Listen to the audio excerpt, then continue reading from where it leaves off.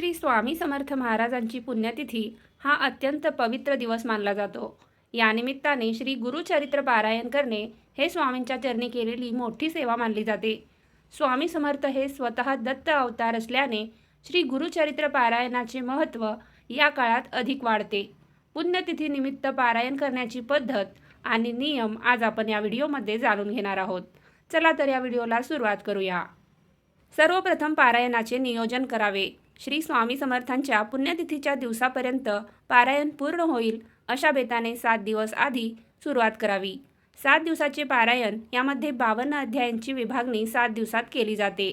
पहिला दिवस अध्याय 1 ते 9, दुसरा दिवस अध्याय 10 ते 18, तिसरा दिवस अध्याय 19 ते 24, चौथा दिवस अध्याय 25 ते 37, पाचवा दिवस अध्याय 38 ते 43, सहावा दिवस अध्याय 44 ते 48, सातवा दिवस अध्याय 49 ते 52.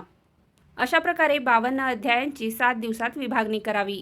पुण्यतिथीच्या दिवशी किंवा त्यांच्या आदल्या दिवशी 52वा अध्याय वाचून पारायणाची सांगता करावी. गुरुचरित्र पारायणाला सुरुवात करावयाच्या दिवशी घराची स्वच्छता करून देव्हाऱ्यासमोर चौरंग मांडावा. त्यावर पिवळे वस्त्र अंथरून श्री गुरुचरित्र ग्रंथ आणि स्वामी समर्थांचा फोटो किंवा मूर्ती ठेवावी.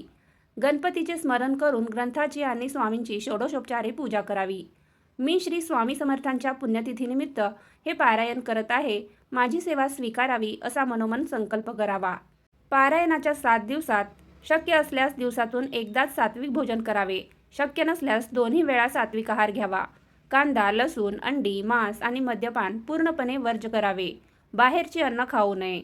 पारायण काळात पूर्ण ब्रह्मचर्याचे पालन करावे. शक्य असल्यास गादीवर न झोपता जमिनीवर चटई किंवा गोधडी टाकून झोपावे. पारायण सुरू असेपर्यंत देव्हाऱ्यात तुपाचा किंवा तेलाचा दिवा सतत तेवत ठेवावा. दररोज सकाळी लवकर उठून स्नान उरकून एकाच ठराविक वेळी वाचनास बसावे. वाचन करताना मध्येच उठू नये किंवा कोणाशीही बोलू नये. वाचन स्पष्ट आणि सावकाश करावे. वाचन पूर्ण झाल्यावर श्री स्वामी समर्थ मंत्राचा किमान 1 किंवा 11 माळा जप करावा. पुण्यतिथीच्या दिवशी 52व्या अध्यायाचे वाचन पूर्ण झाल्यावर श्री गुरुचरित्राची आणि श्री स्वामी समर्थ महाराजांची आरती करावी. स्वामींना प्रिय असलेला पिठलं भाकरी किंवा पुरणपोळीचा नैवेद्य दाखवावा. पारायण पूर्ण झाल्यावर एखाद्या सुवासिनीला किंवा गरजवंताला भोजन द्यावे किंवा शिधादान करावा.